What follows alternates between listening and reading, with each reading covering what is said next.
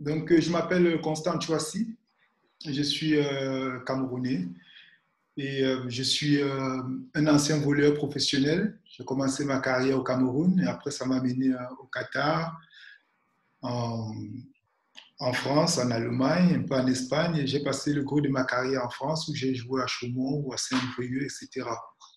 Ensuite, j'ai été piqué par le virus de l'entraînement parce que c'est vraiment pas quelque chose que j'avais prévu faire. Je détestais même l'idée de devenir entraîneur parce que bon, on passait tellement de temps à voyager tous les week-ends et tout ça que je ne me voyais pas repartir dans un cursus d'entraîneur avec tout ce que ça impliquait comme déplacement et la distanciation avec la famille, etc.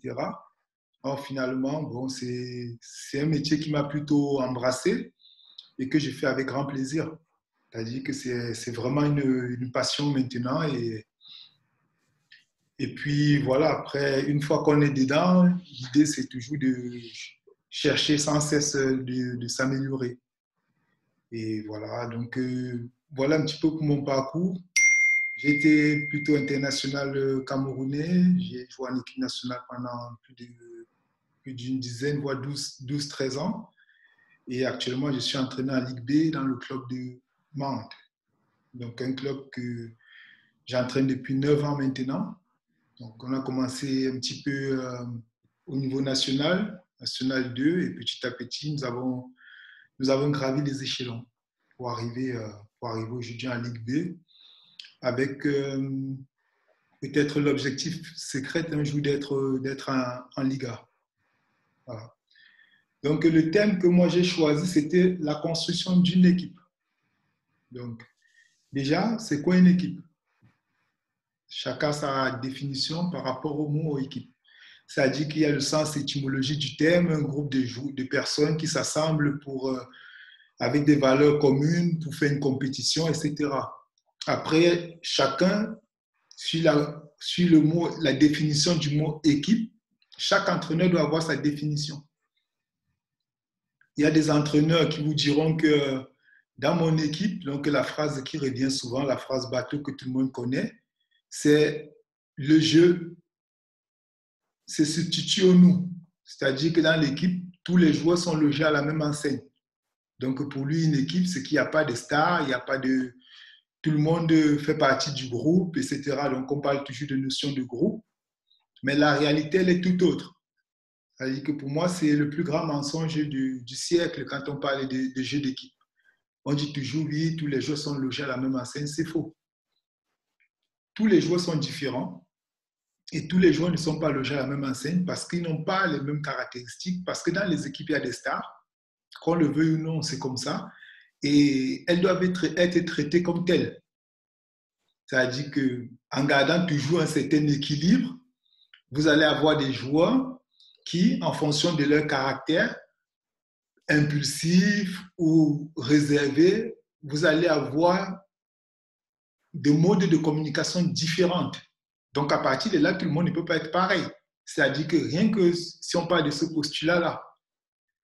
Donc, moi, dans mon équipe, le jeu, ça existe, mais le jeu doit être au service du nous. Voilà. Parce que vous le voulez ou non, vous aurez toujours besoin d'un joueur qui va vous faire la différence au service ou en attaque. Mais tout ça doit être toujours dans le projet collectif. Donc, quand je veux former mon équipe, la base, c'est d'avoir une vision, un portrait global. Quel est le nombre de joueurs que je peux avoir ou que je souhaite avoir? Ça dépend des niveaux. Quel est le morphotype? C'est-à-dire que est-ce que c'est une équipe grande? Est-ce que je veux une équipe physique? Est-ce que je veux une équipe tactique? Etc. Est-ce que je veux une équipe plutôt travailleuse? Est-ce que je veux une équipe qui a plus de talent? C'est-à-dire que vous avez déjà votre portrait global de ce que vous voulez faire. Et ensuite, vous allez commencer à construire votre équipe par rapport, comme la maison, par rapport à votre architecture. Parce qu'une équipe, ce n'est pas juste une somme de talents. Le volleyball, ça reste un sport où il y a le service, la réception, la passe, la touche, la manchette, l'attaque, le bloc, c'est fini. le soutien, il y a la transition, la défense de l'autre côté, il y a la transition. Mais tout ça, c'est une interaction. Donc, former votre équipe, ça va être prendre des blocs, des joueurs qui pourront interagir entre eux. Donc, une fois que vous avez votre portrait global et que vous avez cette vision-là, vous commencez déjà à avoir l'idée de ce que c'est que, comment vous voulez construire votre équipe. Vous voyez? C'est-à-dire que c'est d'abord ça. Tout part déjà d'abord d'une vision. Ensuite, derrière ça, je vais essayer de partager avec vous mon écran. Comment on fait partager? Partager l'écran.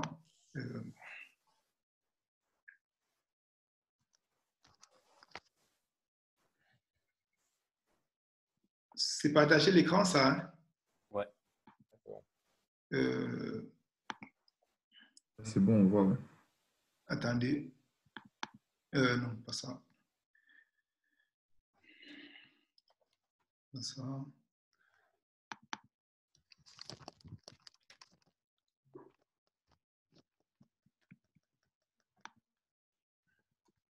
Vous voyez? Ouais. Attendez, si je fais ça.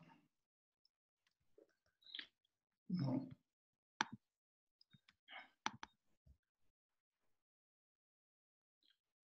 Est-ce que vous voyez? Oui. Ouais. D'accord. Parfait. Donc, pour essayer de garder une certaine chronologie et ne pas aller dans tous les sens, je vais partager avec vous un slide. C'est pas. Donc, moi, je suis plutôt quelqu'un à qui les citations parlent. C'est-à-dire que, comme tous les entraîneurs, les chefs d'entreprise et tout le monde, j'ai conçu ma personnalité. Donc, chacun a sa personnalité propre parce que nous avons tous nos valeurs qui sont différentes par rapport à l'éducation que nos parents nous ont donnée, par rapport à notre environnement social, par rapport à d'où on vient. Et personnellement, les citations, moi, ça me parle beaucoup. C'est-à-dire que là, je vous ai mis 3 citations qui me parlent. C'est quand l'inspiration viendra qu'elle me trouve en train de travailler.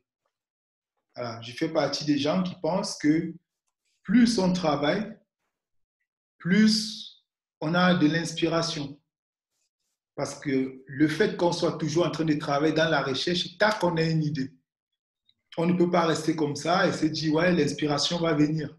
Non, moi, il faudrait qu'elle me trouve en train de travailler. Donc, il y a vraiment cette notion avec des citations. C'est pour ça que dans tout ce que je fais, je mets toujours une citation, une phrase qui va résumer le tout, en fait. Et il y a un livre de Paulo Coelho que j'aime beaucoup qui s'appelle La chimie. Je ne sais pas s'il y en a qui l'ont lu. Et qui dit que quand tu veux vraiment quelque chose, l'univers conspire à te permettre de réaliser ton désir. Et c'est quelque chose que moi j'ai vérifié parce que je viens d'un pays très très pauvre et j'aurais pu choisir le foot. Et finalement, je suis tombé amoureux du volley, que je considère comme ma première fiancée parce que c'est celle qui m'a ouvert les bras quand j'étais encore, quand personne ne me regardait. Et je me suis rendu compte qu'à partir du moment où je m'étais fixé l'objectif de devenir un joueur professionnel et de pouvoir arriver en France et tout ça, j'ai commencé petit à petit à connecter avec ce qui serait mon futur rêve en fait. J'ai commencé à marcher avec des volleyeurs, j'ai commencé à avoir des journaux de volley, des trucs comme ça. Et en tant qu'entraîneur, c'est la même démarche. Je vois toujours que chaque fois qu'on veut vraiment quelque chose, de suite, il y a comme ça des éléments dans notre vie qui vont nous permettre de pouvoir réaliser ce désir-là. Voilà. Et les livres ont toujours été très, très importants, dans ma construction d'homme. Voilà. Donc, il y a quelques livres que je vais partager avec vous. Dans le volleyball moderne, aujourd'hui, il y a très, très peu de livres qui parlent du volley. Donc, il y a beaucoup de livres dans d'autres disciplines, très peu de livres dans le volley. Mais il y a un livre que j'aime beaucoup, c'est celui-ci. Ça s'appelle le Volleyball Coaching Wizard. C'est un livre de Marc Libeduc et de Forman. Voilà. Et dans ce livre, ce sont des interviews de coachs. Il y a 4 coachs qui ont le niveau national, 4 coachs de professionnels, il y a 4 coachs de collège et 4 coachs qui travaillent uniquement avec des jeunes. Donc, c'est assez complet. Donc, c'est un livre sur des questions-réponses, voilà, donc sur l'expérience des entraîneurs. Et de suite, quand on le lit, ben, on apprend beaucoup. Après, j'ai lu beaucoup de livres de Guardiola, enfin, tous ces entraîneurs-là. Mais l'idée, c'est toujours de partir chercher quelque chose pour essayer d'améliorer, de s'améliorer en tant que coach. Maintenant, quand vous avez votre portrait global, vous avez défini pour vous qu'est-ce que c'est qu'une équipe. Vous savez exactement quel type de joueur vous voulez avoir, etc.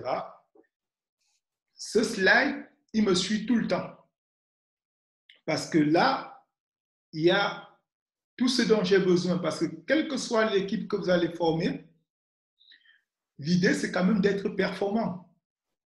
Parce qu'on fait du sport de haut niveau. Donc, ça, ce sont des facteurs qui influencent la performance, que je dois toujours avoir en tête. C'est un pense bête. Je le sais à peu près, mais il faudrait toujours que je l'ai en tête. Et c'est de là où va partir toute ma planification, tout mon plan. Donc, les facteurs qui influencent la performance, vous allez voir qu'il y a les qualités psychologiques, donc le mental. Il y aura les mesures anthropométriques, donc la taille, le poids, etc. Il y aura la technique, forcément. Donc, qui dit technique dit tactique, stratégique, parce que le niveau technique est toujours en adéquation avec le niveau tactique. On le sait. On sait très bien qu'on ne peut pas tactiquement donner une consigne à un joueur qui n'est pas techniquement capable de le réaliser. Si vous entraînez un joueur et que vous lui dites que le mauvais réceptionneur, il est en 1 et qu'il faut qu'il vous tape la zone 1, alors que vous savez que techniquement, il n'est pas capable de taper la zone 1, même si sur la consigne, vous avez raison, là, l'intention, mais la consigne tactique n'est pas en adéquation avec son niveau technique. Si c'est en 1, il va perdre le service, donc c'est une consigne qui est obsolète. Donc, l'un ne va pas sans l'autre. Après, il y a le facteur social, l'environnement, le physique, la nutrition. Tous ces éléments-là contribuent à la performance. Une fois qu'on a ces éléments en tête, suivant les catégories d'âge qu'on entraîne, il y aura, la technique sera peut-être plus prépondérante, plus importante pour un jeune athlète, par exemple. Et la tactique sera beaucoup plus importante à tel niveau.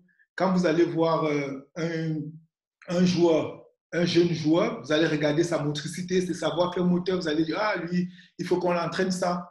Donc, une fois que vous maîtrisez ce tableau-là et vous savez pourquoi on fait tel ou tel élément, à quel moment, dans quelle charge de travail, à quelle fréquence, à quelle intensité, vous êtes capable de planifier un athlète, vous êtes capable de planifier une saison et avec pour objectif d'être performant. Donc ça, je l'ai souvent. Donc c'est un tableau du professeur Charles Cardinal au Canada et c'est mon mentor Vincent Pichette qui me l'a appris, qui m'a fait don de ça et qui m'a montré l'importance de savoir planifier sa saison, ses séances ou carrément planifier un athlète. Donc, tous les slides que je commence, dès que ça parle de volleyball ou de performance, je commence toujours, tous les PowerPoint avec lesquels je travaille, je commence toujours par ces slides-là. Là, on a notre portrait global. On sait comment on va planifier l'équipe. On sait les éléments qui sont prépondérants pour la performance des athlètes. Maintenant, on va parler du recrutement. Je vais vous expliquer comment, dans mon contexte, je recrute les joueurs. Et c'est ce que je vous disais tout à l'heure, qui est super important, c'est de connaître sa réalité contextuelle. C'est-à-dire que c'est toujours important de connaître son contexte. Vous voyez? Bien connaître sa réalité contextuelle. Je suis dans quel club? Quel est mon budget? Et quels sont mes objectifs? Est-ce qu'on est un club plutôt, on fait la compétition de façon ludique? Est-ce qu'on joue pour gagner? Est-ce que toutes ces questions-là, vous devez vraiment, vraiment bien connaître votre contexte. Et ensuite, ce qui est vraiment important, c'est vos règles. C'est-à-dire que moi, j'ai des règles qui sont très, très basiques.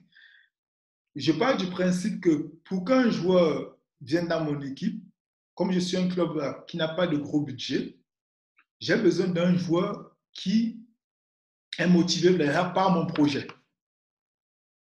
Donc, le joueur qui veut venir à Mende, par exemple, c'est un joueur qui est motivé par mon projet sportif.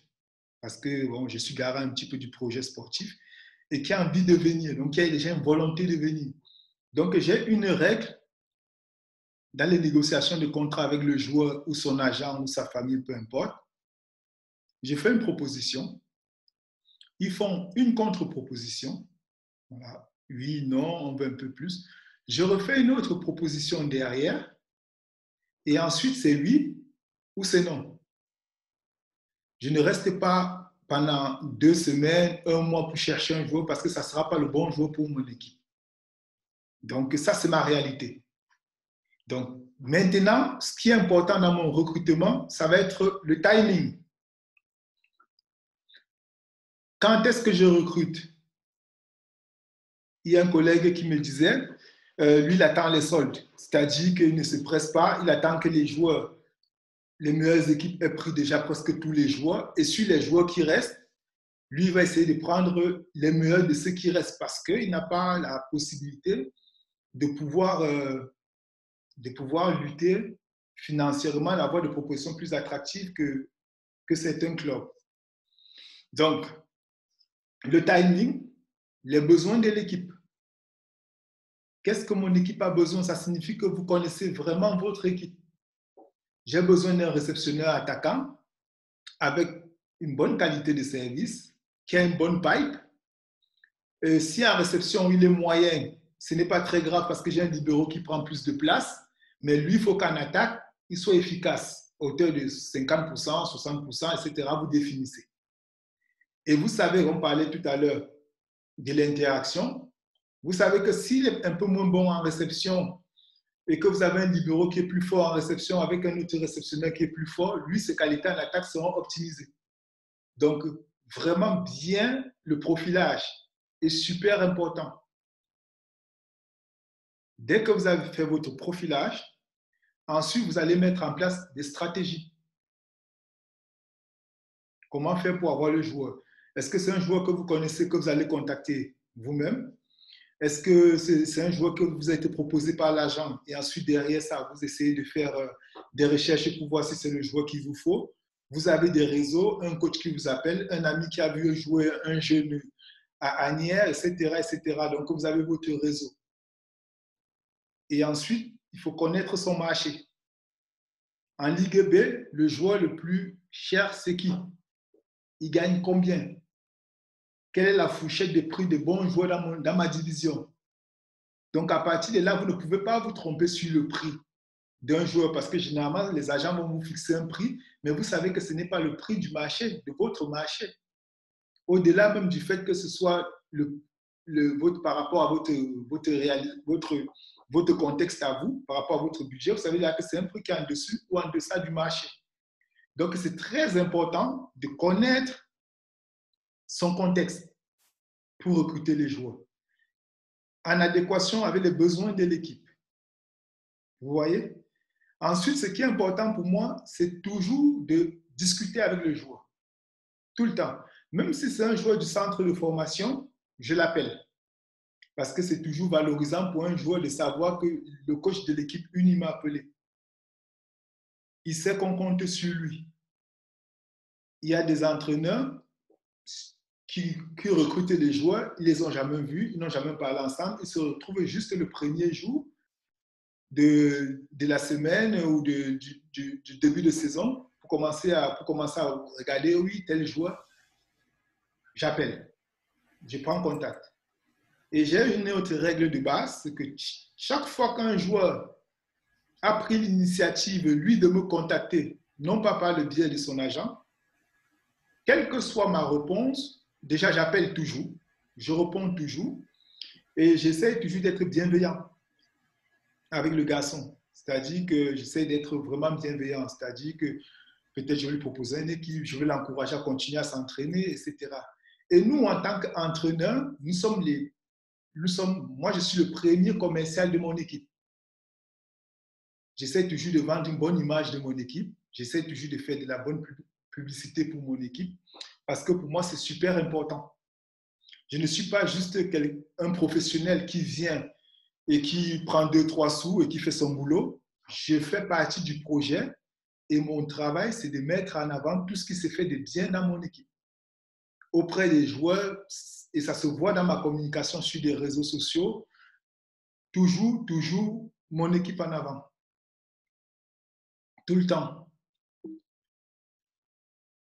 Donc, euh, là, le recrutement, comment je recrute un joueur? Bien sûr, ça part toujours par ses compétences. Voilà. Donc, un bon joueur, il est bon et tout ça. Après, ce que je regarde, c'est son background. Qu'est-ce qu'il a fait la saison dernière? Qu'est-ce qu'il a fait la saison d'avant? Qu'est-ce qu'il a fait encore il y a 3 saisons, 4 saisons? Donc, ça signifie que quoi? Ça signifie que je fais un travail de recherche. Donc, il y a un moniteur de recherche que nous tous on connaît qui s'appelle Google. Donc, voilà. Je m'en mets sur Google, sur YouTube. Je regarde les vidéos, les interviews. Si c'est en grec, ben, je le transcris en français pour regarder comment le gars y pense. Juste une interview peut me faire ne pas prendre un joueur. Une phrase qu'il a dite voilà, il y a 3 ans sur un coéquipier, sur un entraîneur, peut me faire ne plus prendre un joueur. Parce que je sais que ce joueur-là, il pourra être source de problèmes. Donc là, on n'est plus sur ses compétences. Ses compétences sont avérées, mais on va travailler avec l'humain. Quelles sont ses qualités humaines? Donc, je vais faire des recherches. Vous voyez? Ensuite, à 2 niveaux similaires, je prendrai toujours le joueur qui est passionné. C'est-à-dire quoi? C'est-à-dire que si il y a 2 joueurs qui ont le même niveau et que je suis hésitant, j'irai regarder leurs réseaux sociaux. Si sur l'Instagram d'un joueur X, il y a des photos de volée, il y a des photos de, si c'est un passeur, de Cantor, de Blanger, ou de Tognetti, ou de Fabiani, ou de Ken Greaves, tous ces grands passeurs, je sais déjà qu'il est passionné par son poste de passeur. À côté, s'il y a le même joueur qui a le même talent, et que sur son Instagram ou son Facebook, c'est toujours le barbecue avec les copains, c'est toujours la fête de ceci, avec des vidéos à la con, je prendrai celui qui a un meilleur Instagram. Parce que lui, il dénote de quelqu'un qui est passionné par son sport. Parce que tu viens, tu vois les vidéos d'entraînement, tu vois les vidéos de ses idoles et tout ça. Donc, même les réseaux sociaux peuvent avoir une influence sur comment je vais recruter un joueur parce que ça peut dénoter de son état d'esprit. La motivation, c'est toujours pas des questions. Quels sont tes objectifs? Ah, moi, j'aimerais jouer en pro, coach. Ah, j'adore le volley. Moi, je viens en France parce que j'ai envie de jouer en Ligue A. Donc, vous savez qu'arriver dans votre club, pour lui, ce n'est pas une finalité, c'est une passerelle. Donc, son objectif, c'est aller plus loin. Donc, c'est quelqu'un qui vient et qui peut performer chez vous. Vous voyez?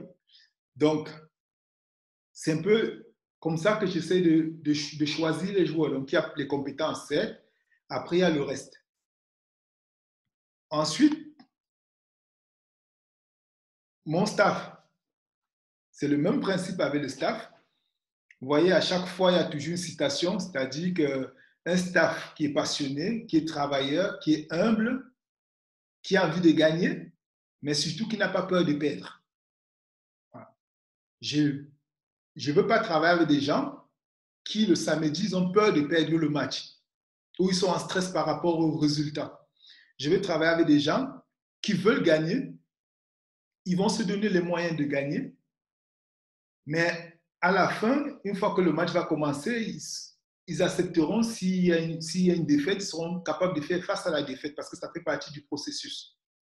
Donc l'idée avec le staff, c'est pareil, c'est qu'on doit partager les mêmes valeurs, on doit, être on doit se motiver, on doit s'écrire de temps en temps. J'ai ma kiné qui s'appelle Mathilde Saltel, qui est, on est fusionnel dans le travail, c'est-à-dire qu'en dehors du travail, on n'a pas forcément de rapport, mais dans le travail, elle a cette passion-là, elle a ce feu-là qui fait qu'on se comprend, on parle le même langage. Donc, du coup, quand on parle de staff, et quand vous regardez au plus haut niveau, les entraîneurs aujourd'hui voyagent avec leur staff parce que c'est comme une famille. C'est des gens avec qui on a besoin de confiance, de fidélité. Et personnellement, je m'inscris déjà dans cette lignée-là. C'est-à-dire que si demain j'ai un club, je viendrai avec ma kiné. Voilà. Si je ne viens pas avec ma kiné, ben, je ne pars pas dans ce club-là.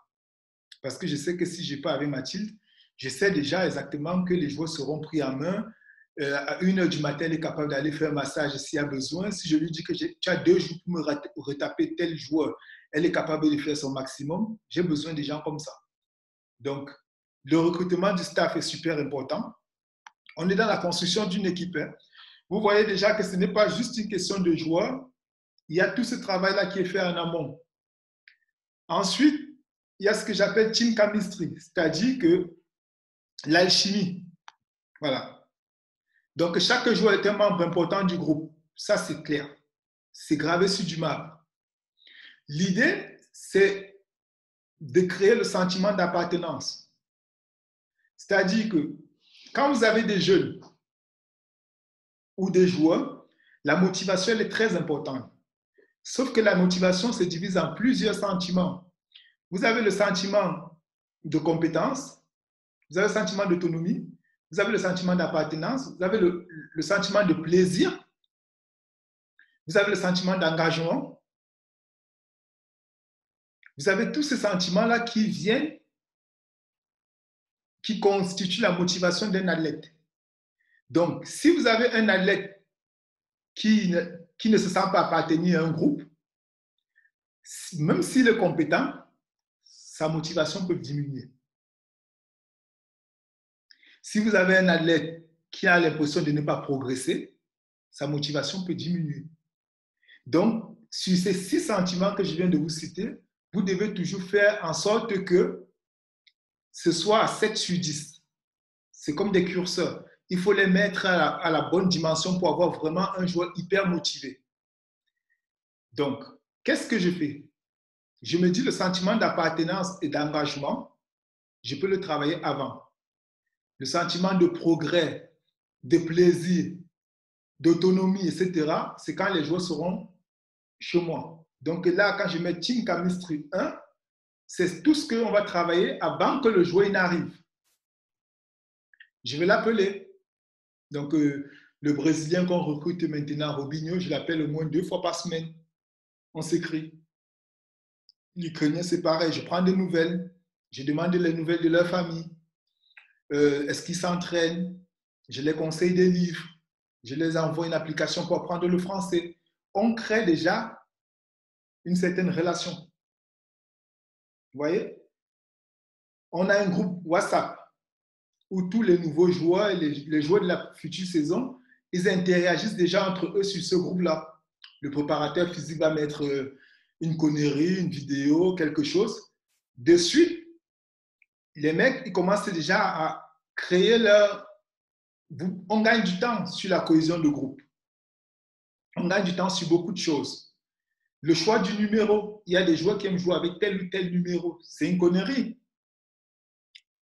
Mais c'est super important pour un joueur de jouer avec son numéro. Donc, ce que je fais, c'est que comme je ne peux pas lui demander de choisir un seul numéro parce qu'il peut être pris, je lui demande à choisir 3.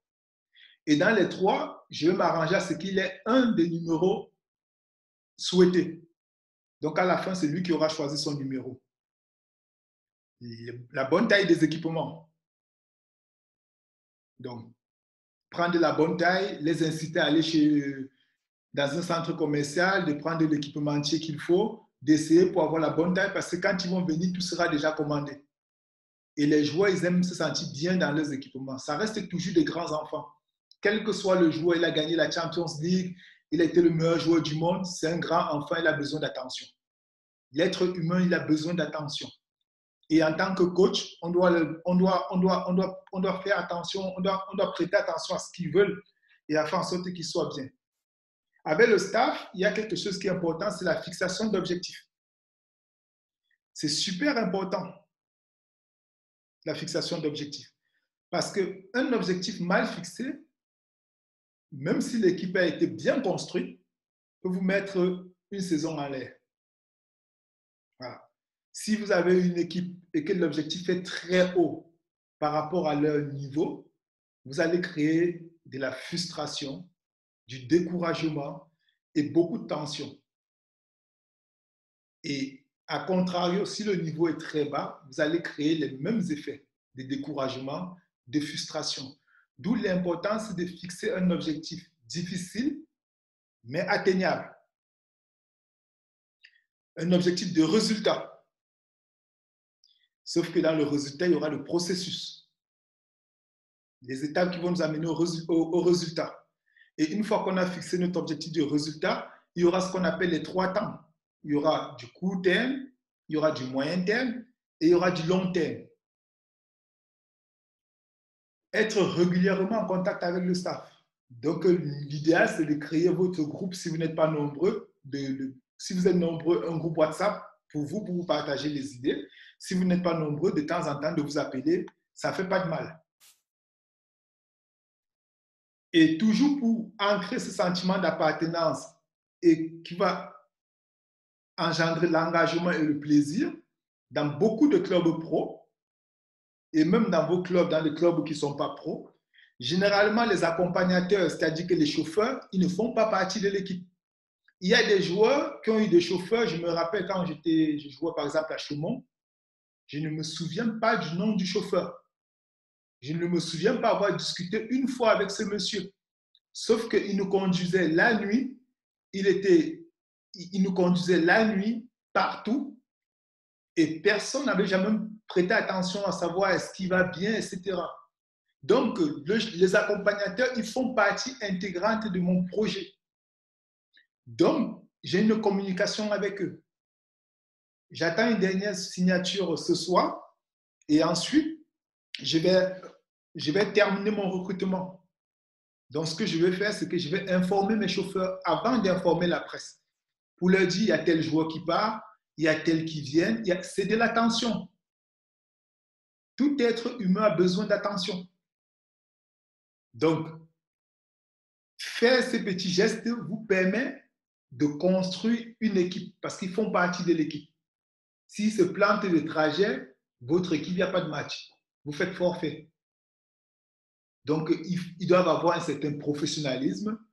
Le samedi après le match, ils ne peuvent pas boire 5 bières. Ce n'est pas possible parce que demain, ils vont prendre le volant. Et ils auront la vie des gens entre leurs mains. Donc, c'est une culture. Vous voyez? L'accueil. Donc là, on est vraiment sur la fin. L'accueil. Le joueur, quand il arrive chez moi ou dans mon équipe, je vais aller le chercher à l'aéroport. Parce que c'est super important pour moi que le gars, quand il arrive, il y a son coach qui est venu le chercher. Ça montre déjà d'un certain respect, d'un certain intérêt, et ça renforce ce que je vous avais dit, les 2 sentiments motivationnels que je veux booster avant que tout ne commence, le sentiment d'appartenance et d'engagement. Il y a un proverbe allemand qui dit que où tu es bien accueilli, c'est là où est ton pays. Si vous avez un invité chez vous, la façon dont vous allez l'accueillir au pas de la porte, c'est comme ça qu'il va se comporter toute la soirée. C'est pour ça qu'on dit généralement, faites comme chez vous. C'est qu'on veut vraiment mettre la personne à l'aise, en fait. Quand on dit rentrez, faites comme chez vous, c'est qu'on veut vraiment que vous soyez à l'aise. Donc, c'est super important de bien accueillir les joueurs. Donc, si c'est possible, un comité d'accueil, les bénévoles qui passent, les logements qui sont nickel, des petites choses. une conférence de presse pour lui tout seul, une interview radio. Des petites choses qui font que de suite, il rentre dans votre culture. Il y a ce sentiment d'appartenance et d'engagement qui, de suite, augmente. Parce que vous êtes en train de le créer, ça. Donc, là, on a recruté, on a fixé, on connaît exactement les facteurs qui influencent la performance. OK, check. On est en train de construire notre équipe. On a fait notre recrutement. Check. On a commencé à créer le sentiment d'appartenance. On a créé des groupes WhatsApp. On discute constamment avec les joueurs. Ils connaissent les numéros qu'ils vont porter, la taille des maillots, les équipementiers. Ils ont vu les visites de maillots. Ils sont déjà porteurs de leur projet. Ils ne sont pas encore arrivés. Quand ils arrivent, on les accueille bien. Ils arrivent dans un appartement, ils se sentent bien. Tout est nickel. Maintenant, on peut commencer. C'est-à-dire que ce qui se passe, c'est que le premier jour,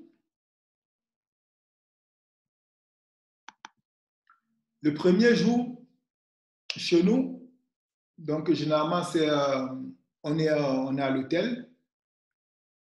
Et mon idée, c'est de présenter la philosophie. Vous ne pouvez pas ne pas avoir de plan. C'est comme un bateau qui n'a pas de direction. C'est-à-dire qu'il n'y a pas de bon vent pour un bateau qui n'a pas de direction. Vous devez planifier. Vous devez savoir où vous allez. Et plus les joueurs savent où ils vont, moins ils se posent des questions. Et vous, quand vous savez où vous allez, ça vous amène une certaine stabilité émotionnelle. Parce que vous savez, on est rendu là, là, là. Le premier match amical, c'est normal que les joueurs aient des jambes lourdes parce que on a beaucoup plus travaillé physique, etc., etc. Actuellement, notre stade out, il est à 50%. Et quand on est rendu dans notre plan, c'est normal qu'il soit 50% parce qu'on ne l'a pas encore travaillé sur cette semaine. On n'a pas encore commencé les contrats. Les joueurs n'ont pas encore la vitesse. Donc, c'est normal que nous soyons encore à ce niveau-là. Vous comprenez? Et ça, c'est super important d'avoir un plan parce que c'est votre guide. C'est comme un phare pour le bateau. Donc, chez nous, quand les joueurs arrivent, ce que nous faisons, c'est qu'on les propose ce que j'appelle un roadbook. Donc, comment je peux faire Voilà, bon, je vais faire comme ça. Donc, le premier jour, dès qu'ils arrivent, les équipements sont prêts. Je vais leur donner 5-10 minutes pour qu'ils changent les équipements et mettent les équipements du club. Sentiment d'appartenance dès le premier jour. C'est pour ça que je me bats toujours avec les fournisseurs. Je commence toujours très tôt parce que je veux que les joueurs, dès le premier jour, ils sont habillés aux couleurs de leur équipe. Je présente mon staff aux joueurs. Vous voyez toujours, il y a toujours des citations, tout le temps, partout. Je présente l'équipe, l'effectif à l'effectif, parce qu'ils ne se connaissent pas. Ceux qui se connaissent maintenant parce qu'il y a WhatsApp. Mais voilà, chacun connaît le poste, la taille, l'âge, etc. de tous les joueurs. Je présente. Ensuite, l'histoire du club. Vous arrivez dans notre club, vous devez connaître notre histoire. Parce que si vous connaissez notre histoire à minima, vous connaissez notre ADN. Vous savez que ce club ici a tel passé. C'est un petit passé, mais c'est quand même un passé. Et vous savez que vous avez la responsabilité de perpétuer la tradition qui est chez nous, de gagner. C'est une responsabilité. Vous ne venez pas chez nous et voilà, vous pensez que l'équipe a commencé avec vous et quand vous allez partir, l'équipe va s'arrêter. Vous venez juste perpétuer une tradition qui est déjà bien ancrée. Et comme le club a eu la chance d'être champion de France en National 3, National 2, gagner les Coupes de France fédérales avec un petit passé, bon, c'est toujours mieux que rien. Il y aura des choses qui ont été faites. Si on est en pro aujourd'hui, c'est parce qu'il y a des joueurs qui ont bossé, ils sont venus s'entraîner le soir, ils ont voyagé le dimanche, ils ont fait des allers-retours pour que ce club monte et pour que toi, tu arrives là. C'est ça l'idée. On va présenter l'objectif, même si je n'aime pas trop le mot objectif, parce que je parle toujours du postulat que l'objectif, c'est une limite. Si vous dites à quelqu'un, l'objectif, c'est d'être... ton objectif, tu dis à un enfant, ton objectif, c'est qu'il faut que tu cours en 15 secondes. Chaque fois, il veut courir en 15 secondes. Si vous lui dites, tu cours le plus vite que tu peux, vous allez voir qu'il va courir à 12 secondes, un jour à 13, un jour à 14. Il va aller chercher le maximum de ce qu'il peut faire. Si vous lui dites 15, ben, il va gérer son temps de course pour 15. Parce que vous êtes en train de le limiter. Le corps humain, il n'a pas de limite. Donc, les objectifs, c'est juste pour avoir une idée parce que ça parle aux joueurs. Mais personnellement, ça ne me parle pas. Je veux gagner le plus de matchs possible. Et ensuite, là, je vais passer de façon système parce que j'ai pris quand même pas mal de temps déjà. Ça fait déjà plus de 20 minutes que je parle. C'est un monologue, ce n'est pas très intéressant. C'est juste pour vous montrer un petit peu et ensuite, on passera aux questions-réponses. Là, il y a mon état d'esprit. Quel genre d'équipe nous voulons être? Nous voulons être une équipe qui apprend de ses erreurs, qui veut progresser tout le temps. Une équipe où chaque membre est responsable de son projet, où chacun est en mesure de s'exprimer de manière directe, honnête et responsable. Donc là, le joueur qui est au bout du banc, il a le même temps de parole, il a les mêmes droits que la star.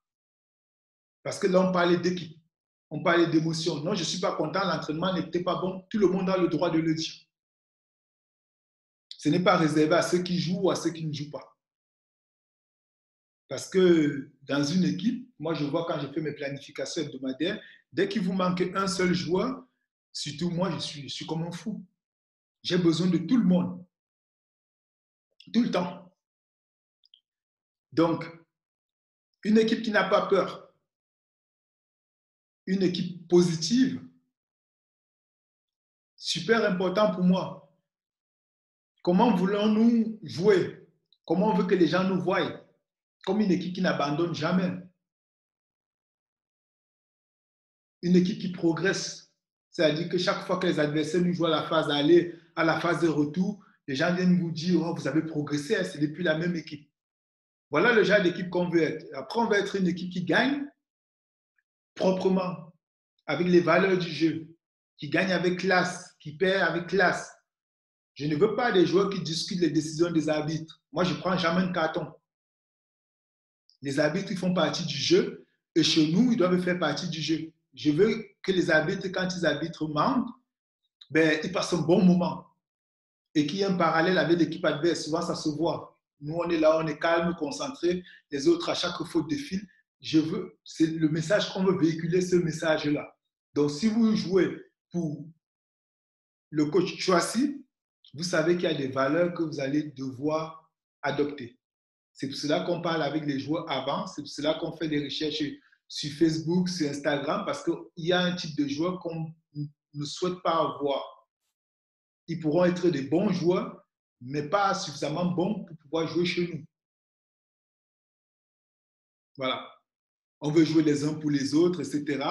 Comment jouer en équipe? Il y a quelque chose dans les fondamentaux de jeu qui me parle. Et je me suis amusé à faire une étude là-dessus. Quand je regarde une équipe jouer, en regardant la position des joueurs sur le soutien des attaquants, je peux dire si c'est une équipe qui est solidaire ou si c'est une équipe qui n'est pas solidaire ou si c'est une équipe qui entraîne le soutien ou pas. Et je peux voir les caractéristiques individuelles des joueurs. Les joueurs d'équipe ou une équipe qui est solidaire, quand l'attaquant est en situation minimale, ils sont en dessous au soutien, ils sont comme des chiens. Ils sont en train de donner de l'énergie à l'attaquant. Vas-y, je suis là. Et quand le ballon tombe, c'est le mec qui n'a pas soutenu qui s'excuse. Vous voyez? Et des équipes comme la Bulgarie, il y a une certaine époque, le mec qui s'est fait bloquer, les mecs qui sont pas au soutien, c'est de la faute de l'attaquant. Donc, du coup, une équipe comme la Bulgarie, avec la somme des talents qu'ils ont eus, ils ne gagnent pas les grandes compétitions parce qu'il y a toujours eu des petits problèmes dans leur groupe, contrairement peut-être à la team Yafbou, où on voit les mecs qui sont prêts à mourir les uns pour les autres. Donc, le soutien de l'attaquant, pour moi, l'organisation du soutien et la manière dont une équipe soutient l'attaquant dénote de l'état d'esprit des joueurs sur le terrain. Parce que là, on est en train de parler du jeu sans ballon. Des mouvements qui, on a l'impression qu'ils sont gratuits, mais qui sont super importants. Vous voyez? Célébrer, voilà, l'entraide, le banc de touche, comment je veux que mon banc de touche se comporte, au temps mort, pendant le match, qu'ils soient concentrés, qu'ils regardent ce qui se passe avant pour vérifier si le plan de match est bon. Quand ils rentrent sur le terrain, ils doivent être meilleurs que leurs coéquipiers parce qu'ils ont eu le recul de voir ce qui se passe et qu'ils connaissent les consignes, ils connaissent les plans. C'est la raison pour laquelle, chez nous, on mélange beaucoup le 6 à l'entraînement, ça tourne beaucoup. Parce que tout le monde doit connaître les plans.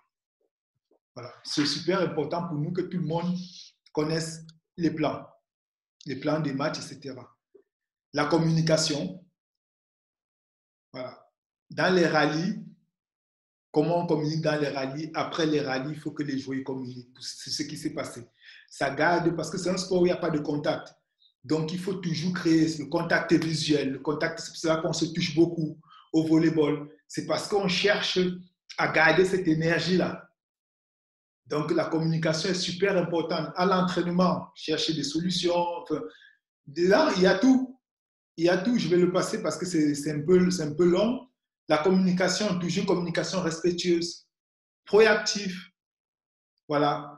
Ne pas avoir peur de demander de l'aide quand on est en difficulté. Hors du terrain, comment on se comporte hors du terrain. Ayez une préparation physique appropriée, en prenant du temps pour aller chez le kiné, en faisant tout le travail individuel qui vous permet d'être toujours en forme. Ça, c'est hors du terrain, c'est la partie invisible de l'iceberg, parce que c'est le samedi soir à 20h que tout le monde va voir ce qui se passe. Ça, ce sont des choses que les joueurs doivent s'approprier. Et quand les joueurs s'approprient un projet, vous avez gagné. Vous voyez?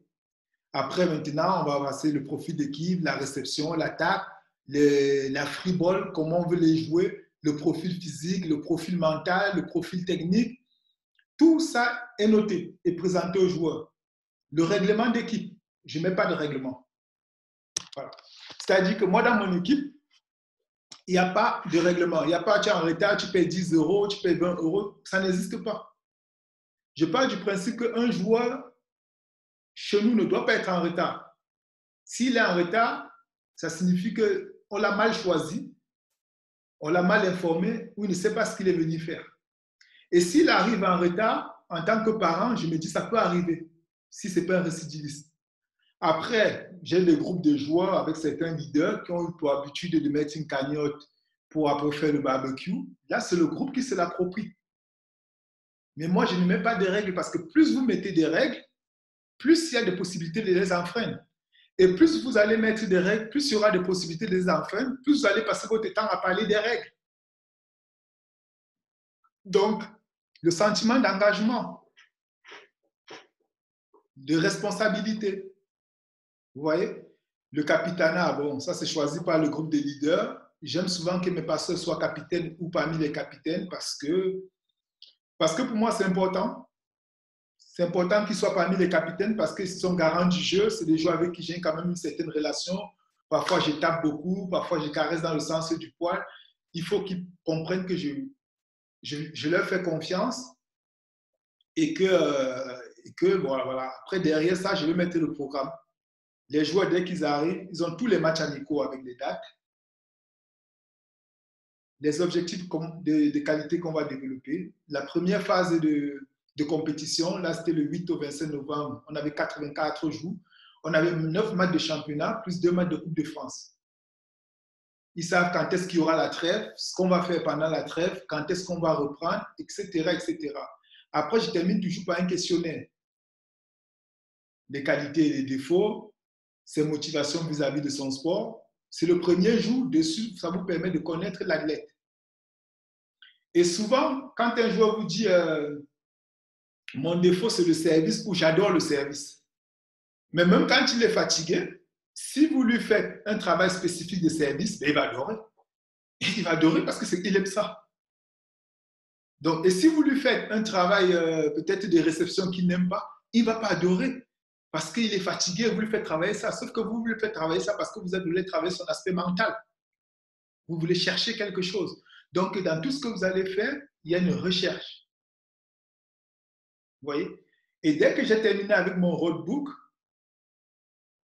avec les questionnaires et tout ça, après, derrière, il y a souvent un peu des liens motivationnels, les blessures et le dopage. Le dopage, je ne connais pas tout ce qui est comme produit dopant. Je n'ai pas le temps pour m'attacher à ces genre de conneries. Vous êtes sportif, c'est votre métier. Chaque fois que vous prenez un produit, ça doit être un produit réglementaire. Donc, un produit prescrit par le médecin. Tout autre produit, vous devez être sûr qu'il n'y a pas de produit dopant, c'est de votre responsabilité. Et je le mets dans mon book.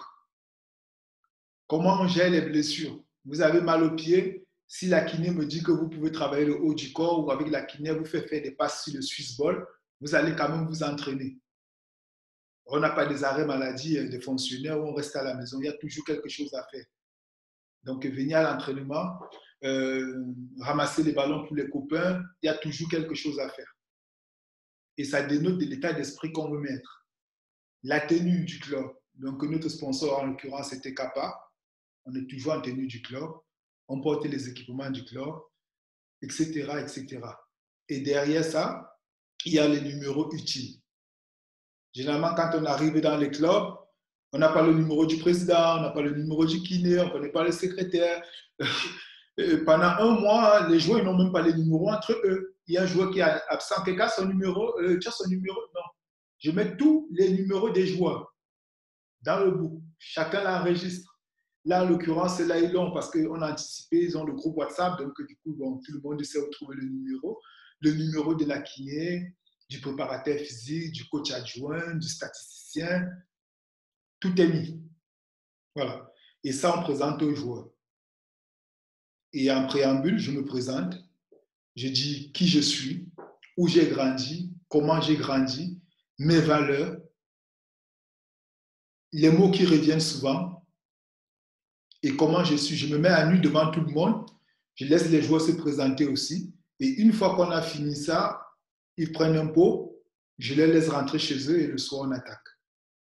Voilà. Voilà un petit peu comment je conçus mon équipe, les étapes du recrutement, donc de la vision globale du recrutement,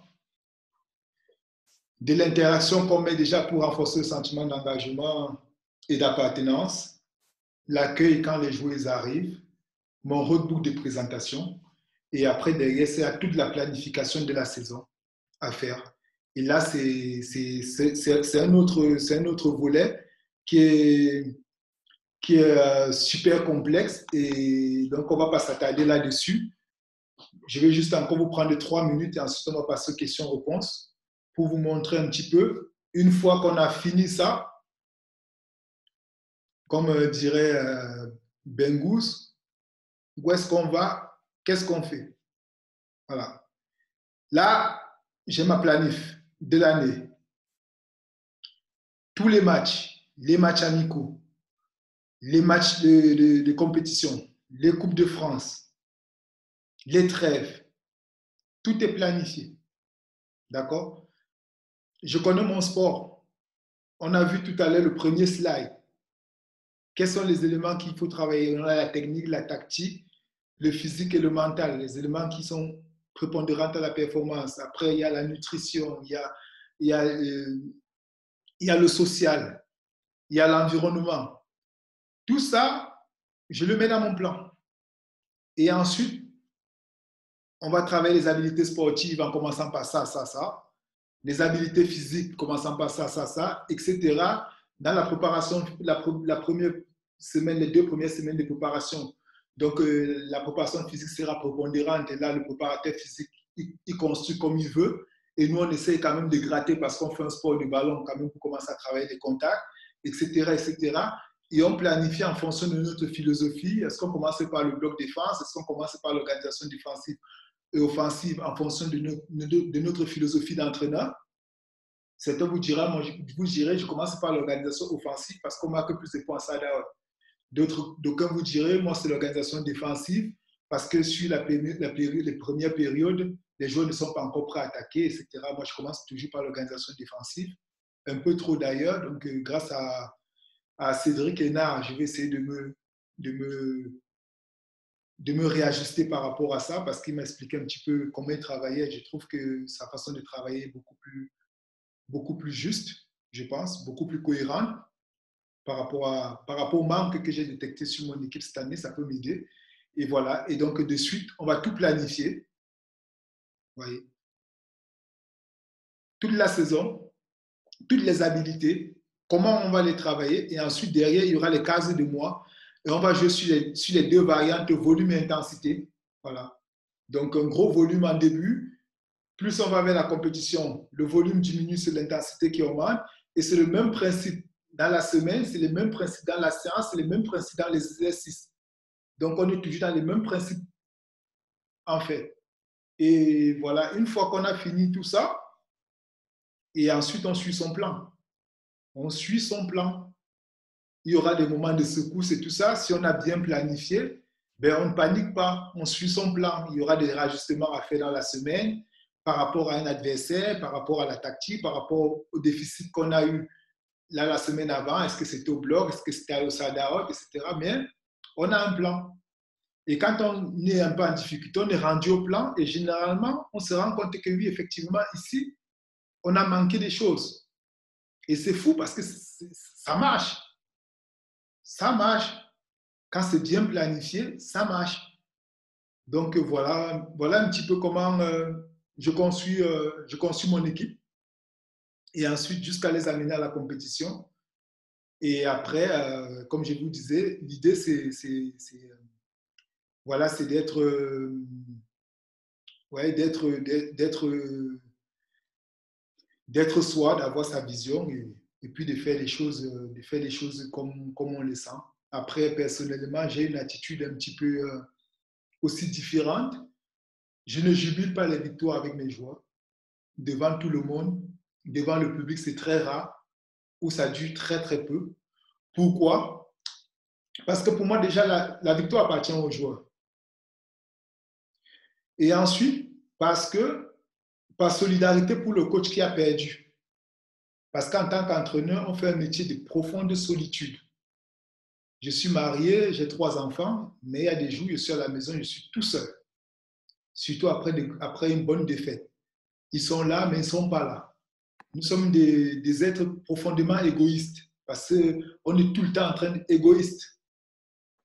On est tout le temps en train de penser à nos joueurs. Donc finalement, on n'est pas si égoïste que ça. Mais on est focalisé souvent sur notre sport qui nous prend beaucoup de temps, beaucoup d'énergie. Donc, voilà, je ne jubile pas beaucoup les victoires par solidarité pour les autres et surtout, je me replonge rapidement sur ce qui m'attend. Parce qu'une victoire, tac, je sais déjà que il faut que je sois en alerte par rapport au discours que je vais donner aux joueurs, l'attitude que je vais avoir, comment je vais préparer le truc, comment les garder motivés. Donc moi, la stabilité émotionnelle, elle est super importante. Donc j'essaie toujours de rester très, très stable. Je leur montre la joie, je les félicite quand c'est bon, tout le temps, mais je ne perds pas de vue qu'on fait un sport de compétition et que les résultats sont parfois capricieux et que moi, personnellement, je dois garder le cap. Donc, à partir de là, j'ai une attitude qui ne change pas beaucoup vis-à-vis des joueurs. Je ne viens pas content le lundi et on fait foot parce qu'on a gagné et le lundi d'après, on va charbonner parce qu'on a perdu. Non. J'ai un plan, on le suit, tac, tac, tac. Voilà. On sait où on va. Donc, voilà un petit peu.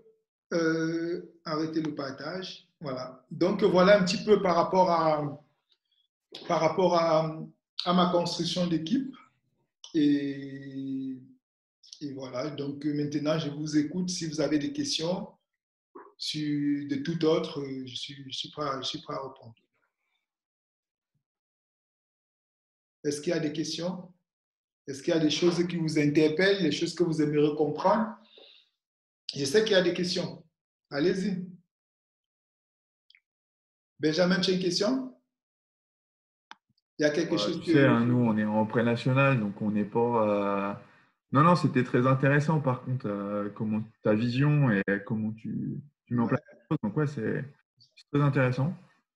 Tu Après, sais? pour mon échelle, je vois pas comment on va mettre ça en place, à part, oui, des choses comme les WhatsApp ou les phénomènes d'appartenance qui sont très importants. Et là, je suis d'accord. Ça permet aussi beaucoup d'engagement, donc ça, c'est top, quoi. Après, ce qui est intéressant, c'est que peu importe le niveau, hein, c'est-à-dire que c'est la passion. C'est-à-dire que c'est Ouais. la passion. Et ça reste pareil. C'est-à-dire que ce que les entraîneurs professionnels oublient la plupart du temps, c'est qu'ils pensent que c'est le travail des gens et qu'ils viennent au travail. Non, on fait d'abord ça parce qu'on aime. On ne prévoit pas de devenir professionnel.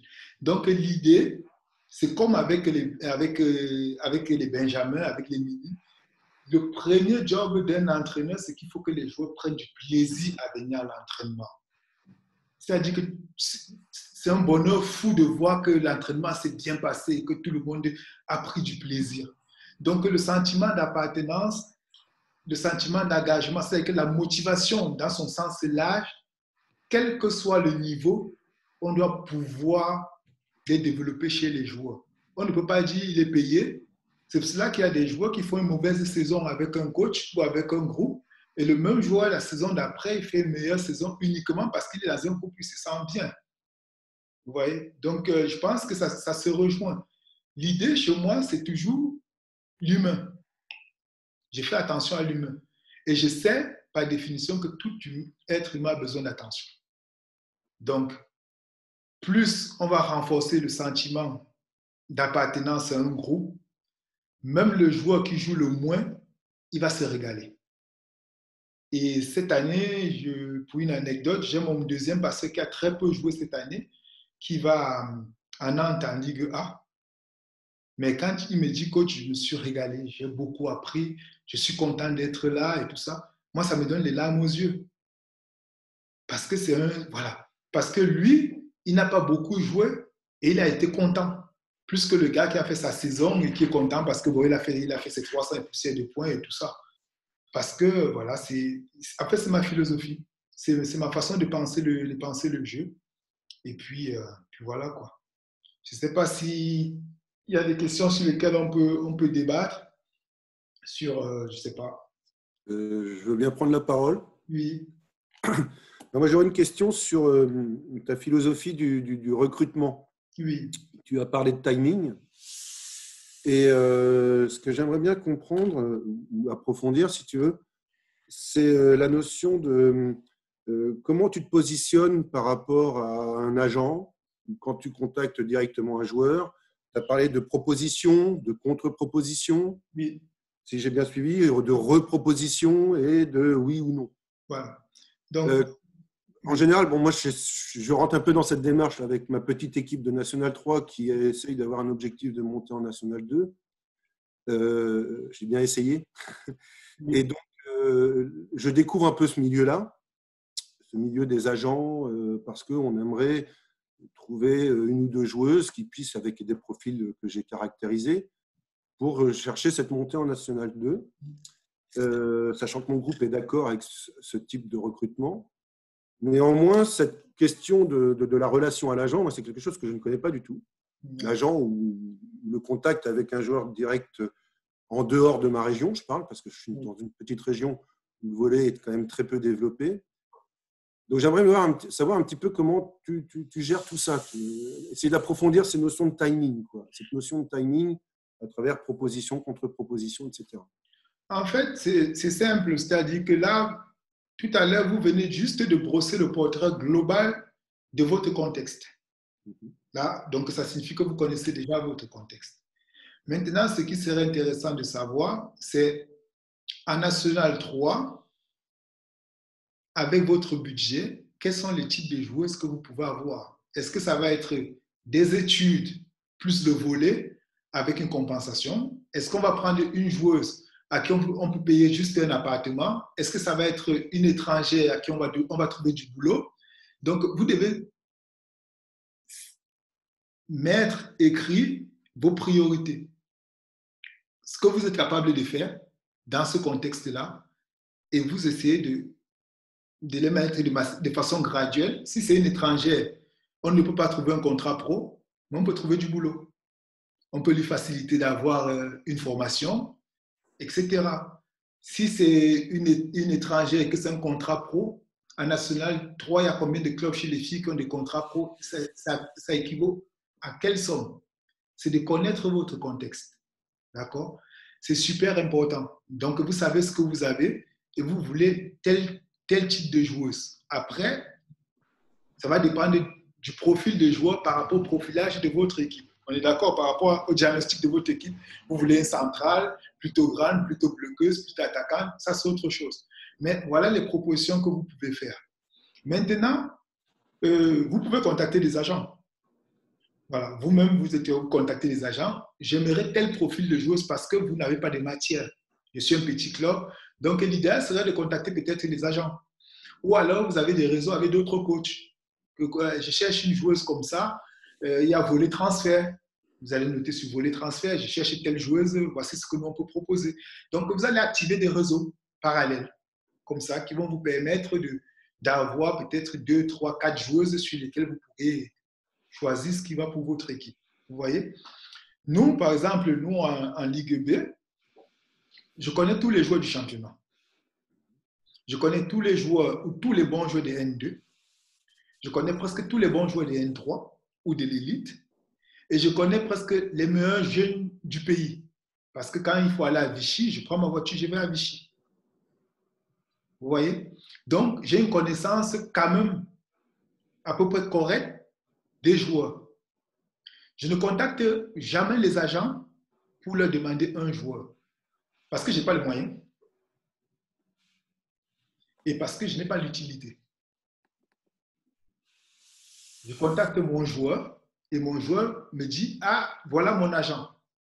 Et généralement, je lui dis, dis à ton agent de m'appeler pour renverser le rapport de force. Il ne m'a pas proposé le joueur. Voyez, c'est moi qui ai trouvé le joueur, c'est lui qui m'appelle, Constant, j'ai mon joueur, ok. Donc, je sais ce que, par rapport à mon contexte, je n'ai pas beaucoup de moyens, donc je dois faire beaucoup de recherches. Et quand je vous parlais de ma règle, proposition contre proposition, reproposition oui, non, c'est parce que je parle du principe qu'un joueur qui doit venir à Mende, quand même, doit être motivé. C'est ma réalité contextuelle, c'est-à-dire que s'il y a un joueur, avec mon collègue peut-être Loïc Gellet, par exemple, si on discute le même joueur et qu'on a le même budget, on a à peu près les mêmes projets sportifs, on a évolué à peu près, nos clubs à peu près pareil. Le joueur peut avoir envie de venir chez moi, mais sa copine préfère le soleil. Vous voyez? Et finalement, il aura peut-être plus d'avantages que moi parce que c'est la Croisette, parce que c'est Cannes, etc. Et mon collègue de Bordeaux, il aura peut-être l'université, le Plessis-Robinson, ça sera autre chose. Moi, je n'ai rien de tout ce qu'ils ont en plus. J'ai peut-être la qualité de vie, mais ça ne parle pas forcément. Donc, mon projet sportif doit toujours être au top. C'est ce que je dois vendre le plus. Et mon projet humain aussi doit être au top. Vous comprenez? Donc, connaître votre contexte, avoir vos règles. Je ne discute pas avec une joueuse à plus de ça. Je ne discute pas avec une joueuse de plus de 3 semaines parce que c'est une joueuse qui vient par défaut. Il y a beaucoup de choses qui rentrent en compte, qui peuvent interagir sur ça. Mais c'est vous qui devez, vous, dans votre situation, connaître. Mais sachez déjà que si vous prenez une étrangère, or c'est eux, par exemple, une Camerounaise, peut-être ça va être un boulot qui va l'intéresser. Elle pourra être internationale, mais elle pourra peut-être venir à National 3 et quitter l'élite parce que vous lui proposez une stabilité financière dans un boulot. Ça va lui parler, ça. Plus qu'un contrat pro. Parce que peut-être elle a 30 ans et à N3, bon, elle sera toujours déçue sans problème. Mais par contre, vous aurez une joueuse qui va vous permettre de monter. Que de prendre peut-être une jeune joueuse. Vous allez peut-être prendre une joueuse par rapport aux études. Mais à ce niveau, si vous voulez, si j'ai un conseil à vous donner, si vous voulez prendre une ou deux joueuses, prenez des joueuses du niveau au-dessus. si vous avez la possibilité de monter, qui vont venir encadrer vos jeunes joueuses et qui vont les pousser vers l'avant. Mais par contre, ça va être un état d'esprit que vous allez prendre. Vous n'allez pas prendre une joueuse qui va venir voilà, cristalliser tout votre environnement. D'où l'importance du recrutement. Vous allez prendre une joueuse qui sera comme la maman, qui va rendre tout le monde meilleur. Donc, le choix, il est super important. Ça ne va pas juste être les qualités du sportif. Vous voyez? Donc, c'est un peu ça.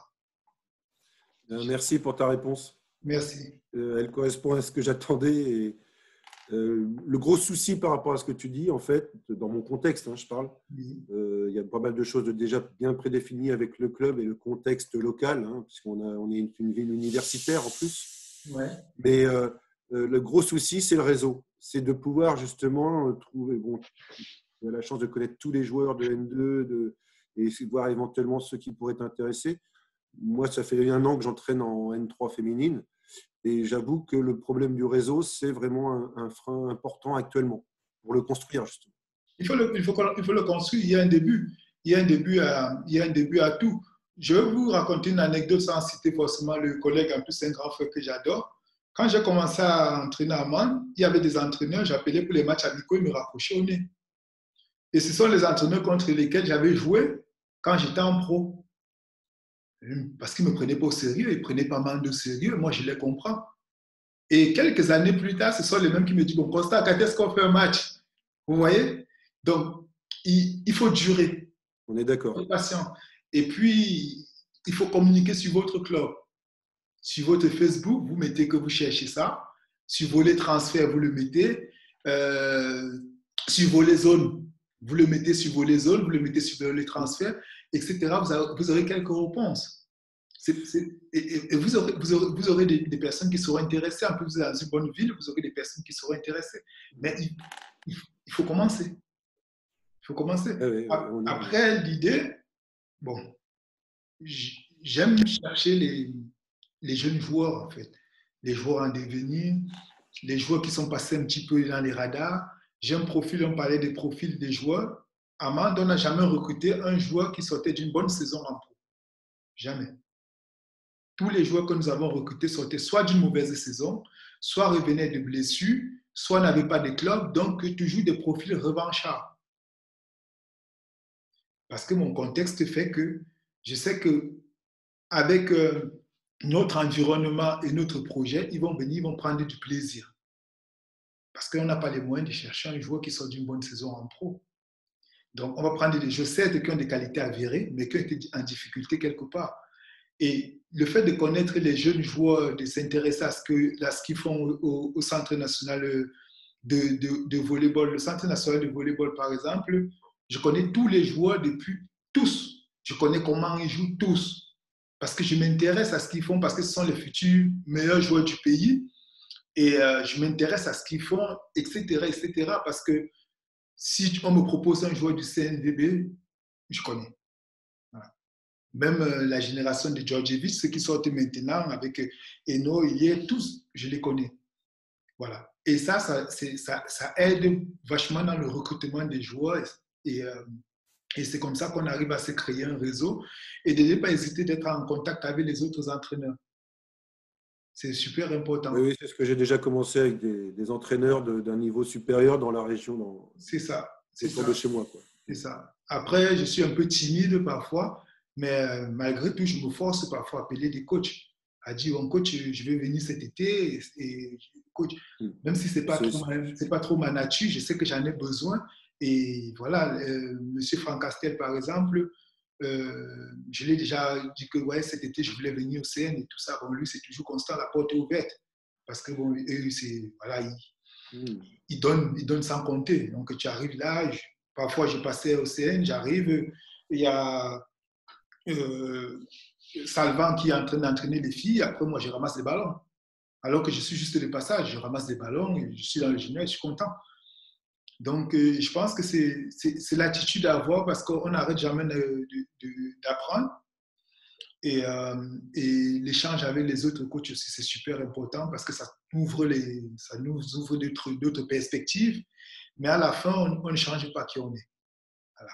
Et votre équipe sera toujours le reflet de la personne que vous êtes. Vous allez apprendre un petit peu, mais votre personnalité va rester la même en fait. Vous allez évoluer peut-être, mais… Moi, je voulais te remercier pour ta réponse et puis aussi pour ton intervention relativement riche. Merci. Parce que pour réagir aux propos de Benjamin, là, qui était avec une équipe de pré-nationale, naturellement, moi je connais bien ce contexte-là également. Oui. Moi, je pars toujours d'un principe de m'inspirer du haut niveau, de ce qui se passe à haut niveau, pour l'adapter à mon contexte. Voilà, si ça peut donner une piste à des collègues, vraiment s'inspirer de ce qui se passe au plus haut niveau, et puis après, ben, on l'adapte un peu, très bien comme tu l'as expliqué. Merci. Merci. Voilà. Voilà, monsieur, je ne sais pas s'il y a d'autres questions, si ça a été, si j'ai été assez explicite. Et puis voilà, c'était juste échanger avec vous un peu de voilà, ma vision de comment je travaille et comment je travaille pour l'instant, en sachant que l'une des qualités principales d'un coach, je pense que c'est sa capacité d'adaptation et que suivant les contextes, il va falloir s'adapter. On ne peut pas dire, moi je suis comme ça, je fais comme ça et c'est pas autrement. Parce que les joueurs ils changent et les saisons ne sont pas les mêmes et qu'au fur et à mesure de notre cursus, on évolue, on apprend de nos erreurs, on apprend beaucoup d'autres choses, on a de nouvelles billes qui nous permettent peut-être de progresser. Donc, c'est un peu ça. Après, l'une des clés aussi que je peux donner au coach, c'est de comprendre les routines des joueurs. C'est pour cela que je vous disais en préambule que les coachs qui vous disent que tous les joueurs sont égaux, c'est un mensonge. Et parfois, vous allez avoir un joueur qui a peut-être une routine, une façon de faire qui vous agace, mais lui, c'est son levier motivationnel. Voilà. Il y a des joueurs qui veulent toujours arriver en dernier dans le gymnase, ou qui rentrent sur le terrain en dernier, ou qui saluent l'arbitre en dernier. Et quand vous l'avez identifié ça, vous savez que c'est une routine. C'est une routine de concentration, c'est une routine de performance, c'est une routine motivationnelle. Et si vous cassez ça en vous disant, oui, il faut faire comme tout le monde, tu dois rentrer comme tout le monde, vous êtes en train de diminuer l'état motivationnel de votre joueur. C'est-à-dire que comprendre les routines des joueurs, c'est super important. Il y a des gens qui vont faire des choses parce qu'ils ont envie de se mettre en avant ou de se montrer important ou d'attirer de l'attention. Il faut être capable de comprendre que c'est un message que la joueuse vous envoie pour dire, coach, je ne suis pas contente dans ce moment ou je ne suis pas complètement heureuse en ce moment. Et il faut être capable de percuter ça. Ça vous permet d'anticiper beaucoup de choses. Vous voyez, c'est pour cela que la connaissance de ces joueurs et de ces athlètes est super importante. C'est pour ça que je disais encore que l'humain est au centre de mon projet. Je travaille avec les hommes. Donc, si un joueur il est fatigué, je lui donne du repos. Parce que je sais que le lendemain, il va venir content. J'entraîne le joueur pour qu'il soit performant. Je ne l'entraîne pas pour qu'il soit fatigué. Donc, s'il est fatigué et qu'il a besoin du repos, je lui donne du repos. Je suis au plus près possible de… Voilà. En fait, si vous voulez, on est au-dessus de l'équipe parce que nous sommes les patrons. Mais la réalité même, c'est que nous sommes en dessous parce qu'on dépend des joueurs. Et une fois qu'on a compris ce principe-là, on a tout compris parce qu'à la fin, on est comme… Nous sommes les chefs. On n'a pas besoin de dire que nous sommes les chefs, on n'a pas besoin de jouer les chefs. Parce que si les joueurs nous lâchent, il n'y a plus de coach. Donc, on sait quand est-ce qu'il faut recadrer. On met un cadre dans lequel ils sont libres de s'exprimer. Et après, de temps en temps, voilà, on va caresser dans le sens du poil. Et de temps en temps, ça sera quand même le gant de fer. Mais toujours dans l'idée d'amener les joueurs vers cet objectif commun. Il ne faut laisser personne en route, en fait. Voilà, c'est comme ça que je le vois un petit peu. Et puis, c'est comme ça que je mène les équipes. Et ensuite, j'ai une règle clé, et je vais terminer là-dessus. C'est que vous avez vu mon premier slide que je vous ai montré. Donc, où il y avait tous les facteurs qui influençaient la performance.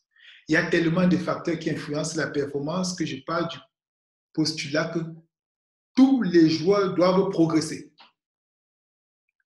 Quel qu'il soit, quel que soit son âge, quel que soit son background, à la fin de la saison, Amand, il faut qu'il ait progressé quelque part.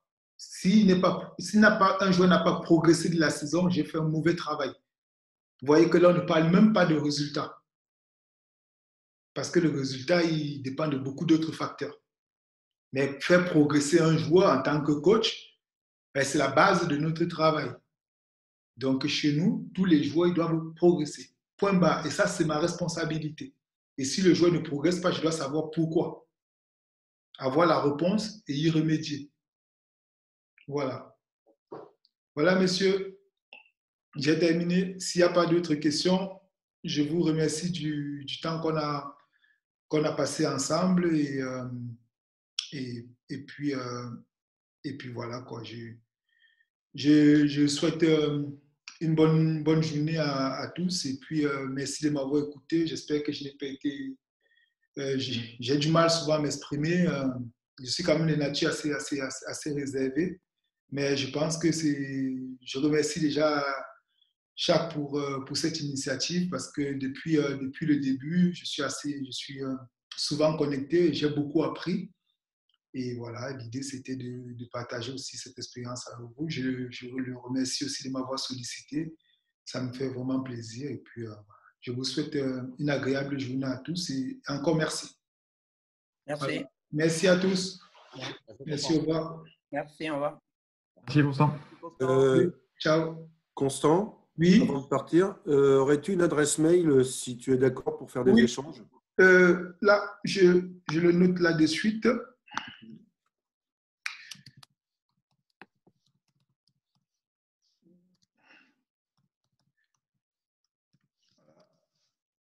Je note mon numéro de téléphone.